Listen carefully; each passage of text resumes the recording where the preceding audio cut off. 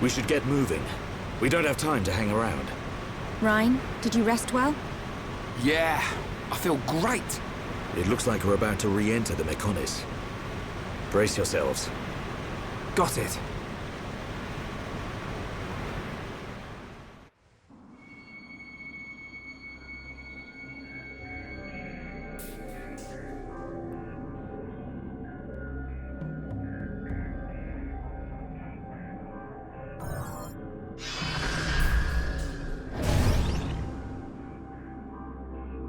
Dun, you okay?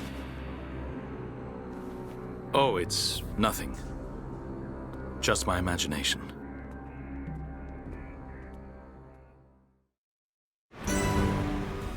Hello everyone and welcome back to Xenoblade Chronicles. Yes, in the last episode we did some side quests down in kind of the lower parts of Mechonis Field, and then we've come a little bit higher here.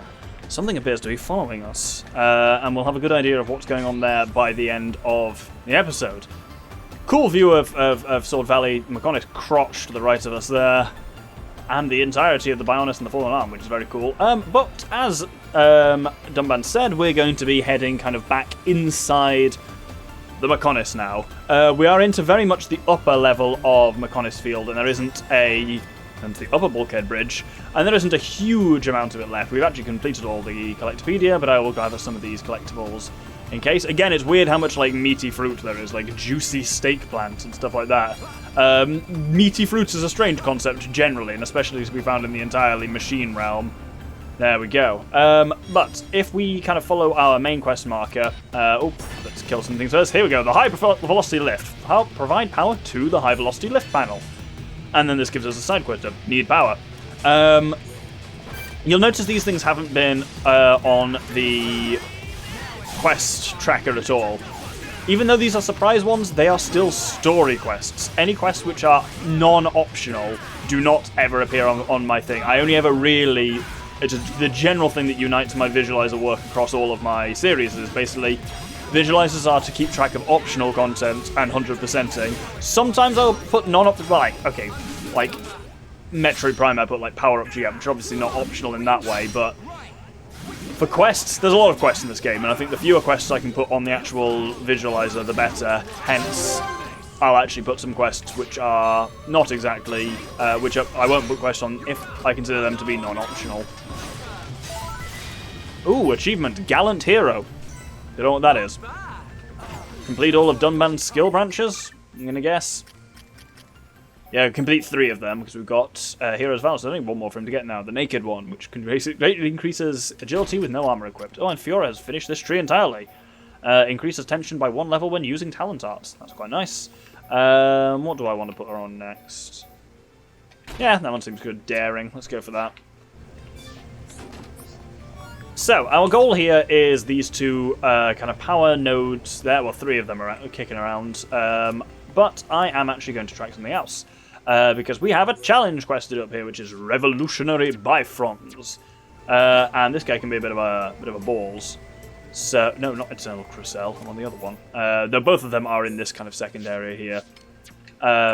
And they're in opposite directions. There we go. I thought it was to the right there. And both will kind of take us near these various power things we need, because there's 2 power plants, one at each side, which will help us here. Bifrons is hard to miss because he stalks around down here. But he is a bit of a bastard. Because, as you can see from his name, really nice that they've added that in, he does spike damage. Pretty bad. Obviously, like things like a topple spike, you only tend to find out once you topple them. There's no way of knowing before then. But with this guy, you can see from a distance that he's got a spike on him. So, as ever, I've got Shulk, Ryan, and Dunban. Ryan and Dunban are going to focus on doing all of the damage, whilst Shulk's entire raison d'etre is just about keeping his spike removed. Let's sword drive him, and then let's do a nice Roaring Tempest. Oh god, I could probably kill him with a buster here. Right, this is real fucking risky. Let's do it. Yes!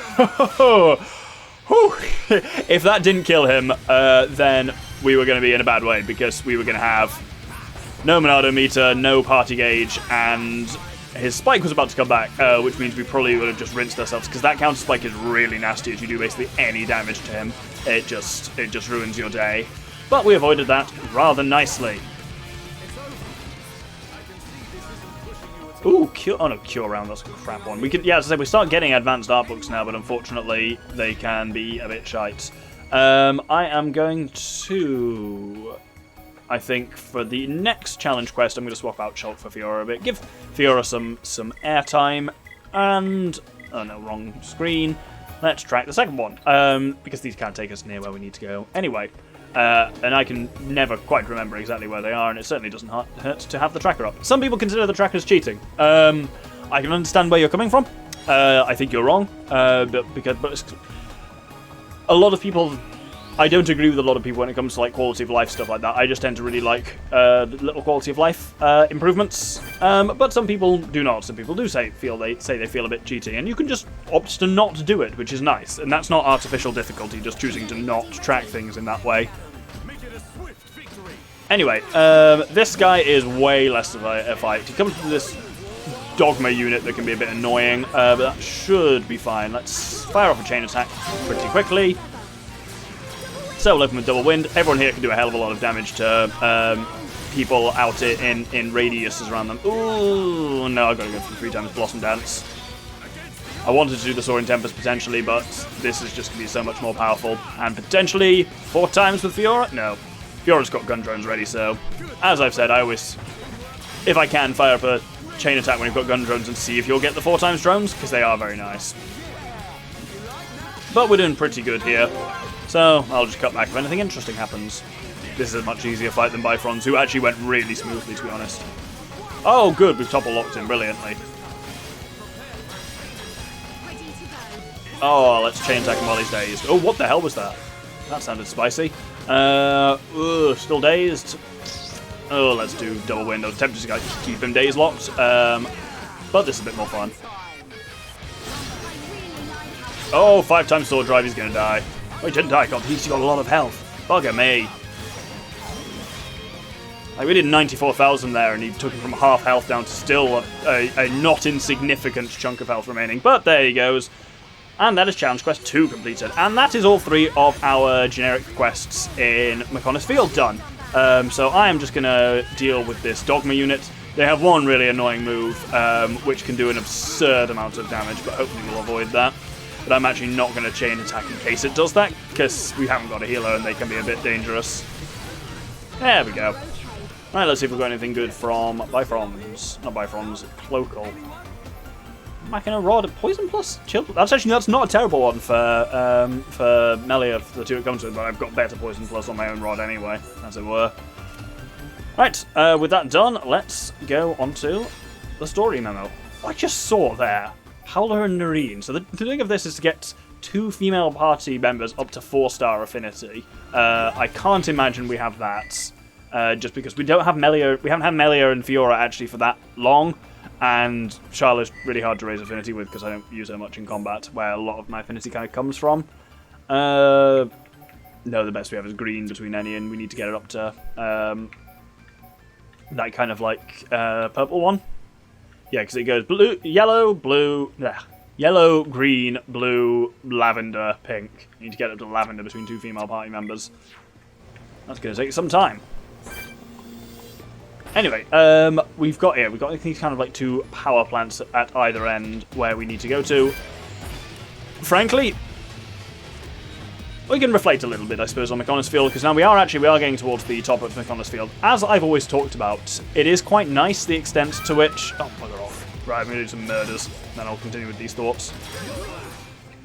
Yeah, so what I'm saying was, they do quite well for timing the collectibles. That generally, by the time you've completed the Collectopedia for a given area, you're going to be getting pretty close to the end of the area. And as you can see from the height we've come, we are doing we've got pretty far up Mechonis Field, actually. There is still a fair chunk below us. This is what I was talking about for a couple of episodes when I said that this is the largest air space of any kind of area. But a lot of it is, you know, lifts and vents and stuff like that.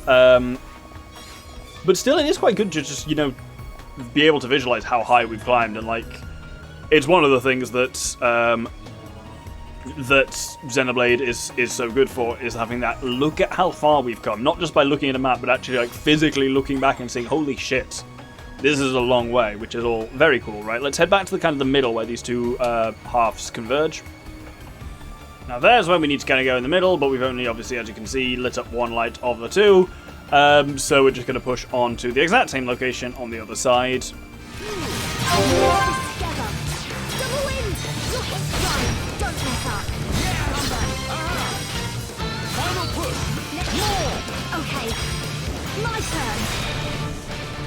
That was a fun chain attack there, just because of how brutally fast and efficient it was. I actually need to use Gale Slash with Dumbman instead of Worldly Slash or even Soaring Tempest, but there we go. We have fought our way through to the second kind of power converter, and I'm going to be a cheeky bastard and see if I can just make the... Oh no, I'm not going to be. I'm going to get sucked onto the thing anyway. I was going to say, see if I can make the jump. Gone blurry. Steel yourself. The fight has only just begun. There we go. Let's open up the second conduit.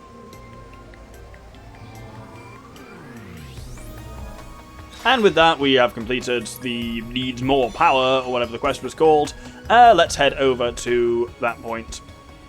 The power switch. Oh, we got a new visual on Ricky's weapon.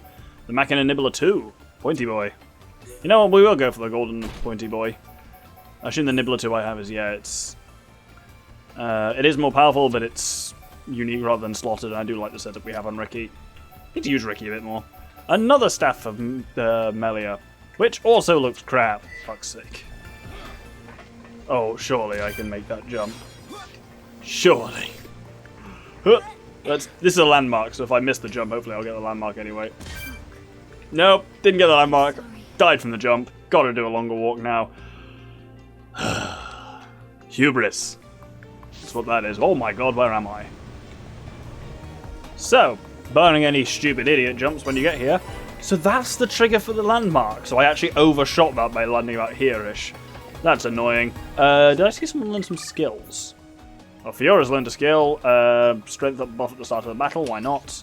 And Ryan has finished. He's got everything until we get another skill branch. Yes, there's 5 skill branches for all of them, but the quests that unlock their 5th skill branches tend to be so high level as to be functionally post-game. I'll talk about what I mean by the post-game in a couple of episodes' time, I think. Let's boost Ryan's strength, you know. Oh, did Melia have a skill? Melia did have a skill. Strength during the night, why not? What a very Ricky skill of her. Anyway, let's juice this bad boy up.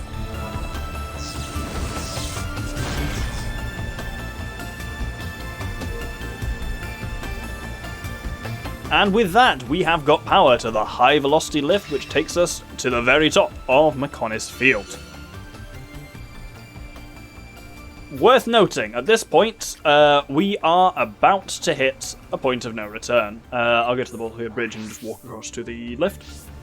Well, we'll talk about it while I'm doing this.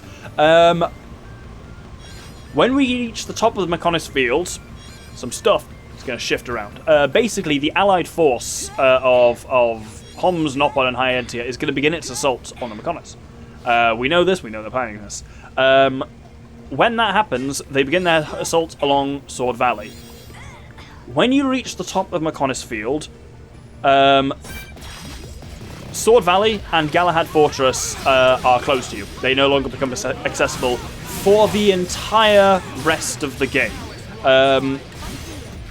Those areas are not temporary ones. I think there's very few areas where that does happen with, but they're ones where, you know, at a certain point, they just no longer become a thing that you can access. So I'll finish up this fight and then talk about the specific implications of that in a second. So as we go up ahead, it's going to make us do another refight here of a Dogma, which can be a bit scary if they use, as I say, this one art that I haven't used, but it means I will be a bit reticent to use chain attacks against them, you'll notice. But, yeah, so the real upshot of that is the 4 kind of surprise quests from Sword Valley become completely unavailable. That is secure Dolgan Outpost, secure Enalda Control Base, 3rd Gate Front Line, and secure the Radio Tower. Those quests, if you don't do them before reaching the top of Mechonis Field, you will never be able to do them. They'll be locked to you. I believe they are marked as time quests appropriately, and obviously we've done all of them on this playthrough. But in case you haven't, be aware of that. Also means because the areas become unavailable, their collectibles become unavailable. Not permanently. Every collectible can be traded for somewhere. They can also appear in Colony 6, at the kind of points there that let you get collectibles from anywhere. Oh my god, we're getting a hell of a chain attack here. Gale Slash, I guess. Oh, maybe a record. That was high. I think once you get to 2.5 million, that's actually an achievement. And we'll be getting there before long, I'm pretty sure. There's a common myth, which is wrong. Ooh, that's Fiora. Oh, it's Fiora learning the art I want her to learn, which makes her really good. Cure around level 10, great. Yes, Speed Shift. So, Speed Shift, put it on a set of healing energy, is an aura, which means that you get haste, so your auto attacks are faster, your double attack rate goes up, and your physical defense goes down, but that's worth it. 25% double attack rate is pretty good on top of our already 48 that we've got. It means that 3/4 of her attacks are double attacks, which also makes them crits. But that haste, making her attack almost half again as fast, just means you charge up your talent art, your drones, so fast, and it is beautiful. Annoyingly, it suffers from every other one that basically most of Fiora's high-level arts books, even just the intermediate ones, can't be gotten until much later in the game, which is frustrating. But yes, there's an often said, but entirely wrong thing as well, which is that collectibles from Sword Valley and Galahad Fortress can wash up on the beach at the Fallen Arm, which would be really nice if it's true, but it's not. That just doesn't happen. And this is the high velocity lift here, so let's ride it up. It is a very high velocity lift once it gets going. Slow to start, but I quite like the design on this as well. Again, I don't say this lightly. Perhaps this game could learn a thing or two from Mass Effect on how to deal with long elevator rides, because there is definitely a lot of standing around here. We are approaching the knee because we had the patellar outlet there. We're going up the knee at the moment, and as I say, the Mechonis is lunging forward, so its calf is straight, but its thigh is almost horizontal. Kind of like the Bionis as well, to make the travel not entirely vertical. So we are approaching the top of its knee, and then we'll be travelling kind of up and across its thigh shortly. Our next goal is inside the chest cavity of the Mechonis, which we'll be getting next episode. One of my favourite areas, some cracking music there. I am just going to switch up the party a little bit here to Shulk, Sharla, and Rhine, I think, and someone's got a skill as well. It's a skill link. Oh, Dumpman and Fiora have gone up in affinity. That's pretty cool. I think all my coins are basically spoken for, though. It reduces weight of equipment, is quite nice. And here we are at a gigantic bulkhead. Never get tired of watching this bad boy open, because of how cool it looks as it, like, irises open like that. Oh, you love to see it. So this is the Mechonis thigh laid in front of us here. And it is a big old open area. Surprisingly open. Like this is another one of those bits where this game gets scale really well from having you go from a really tight area to a really wide area. The first zebra bulkhead at the knee. And here is our quest marker. He says, there we go.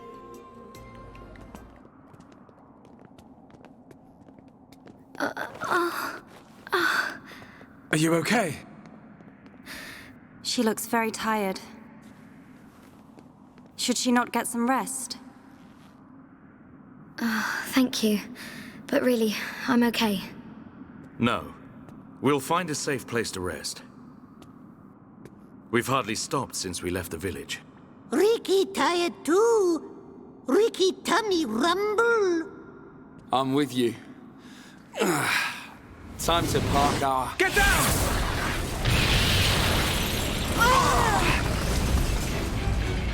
A mech on assault! Can anyone see them? Another vision. Nice one, Shulk. No, it wasn't. Sure?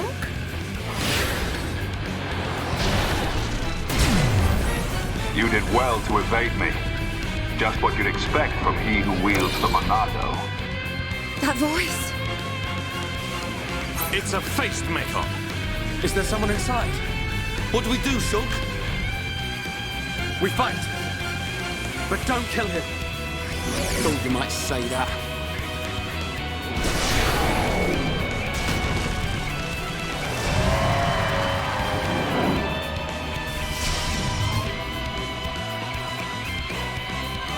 So, welcome to a quite unusual boss fight. As you can see, he's over there. Once we emerge from cover, we get a vision immediately of Linear Laser 4. Basically, this thing's got an ether railgun, this face has, and will hit that hard, which will paralyze us, and then the next one will absolutely kill us. But interestingly, you notice, if we go into cover over here and we break the line of sight, that is enough to change the future. It's a nice little touch, that. And equally then, when you poke your head out again, if you end up in line of sight with him, once again, the vision triggers. This isn't, again, killing, but it's not particularly friendly either. It doesn't kill me, but I still don't want to be hit by it. This is Jade Face. I can't remember what it's called in Japanese, because they all have like slightly different names. So this one might just be Jade Face as well. But yes, this one, I genuinely can't confidently say whether I love or hate the design on Jade Face. I really like its face. It looks like some kind of like shark or sea creature or something like that, and that with kind of the shoulder-mounted ether rail guns is really cool. The fact that it has the upper section and the lower section connected by an incredibly thin, like, braided cable, and that is the only structural element connecting the two, is frankly absurd, and I hate that about it. Right, it's firing again, but that'll be fine. So we can just squeeze past. This guy has technically will summon another Mechon, but I can't be arsed with that. Now we can actually close the distance on him enough to start the fight proper. He's actually fired off the linear laser there, as you can see. Not great, not terrible. This is Jade Face.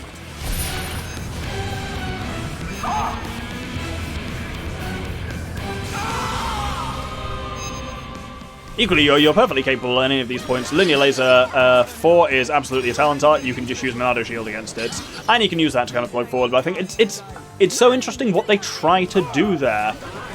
Of they try to use the visions in a way that isn't just a combat way. Well, it is a combat way, but it's about kind of like closing the distance, which I think is genuinely really cool. And so I kind of wanted to show that off a little bit. Right, let's just do a chain attack here. At least headshot means Charlotte's pretty useful in chain attacks now. So her middle position, not bad at all. Shala! Gado! It's you, isn't it? Please answer me! Let me see you!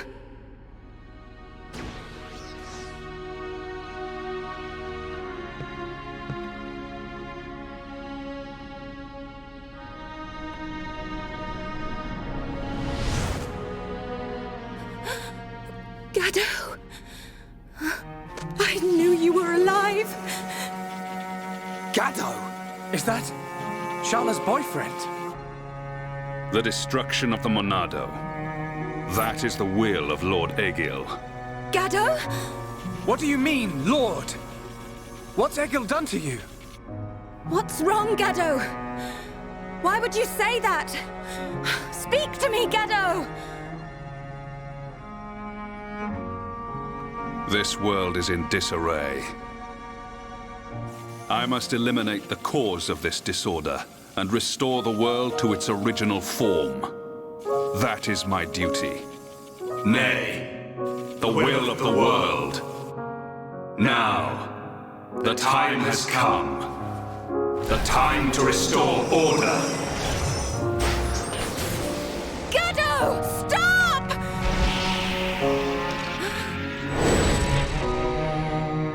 Gado! Shala!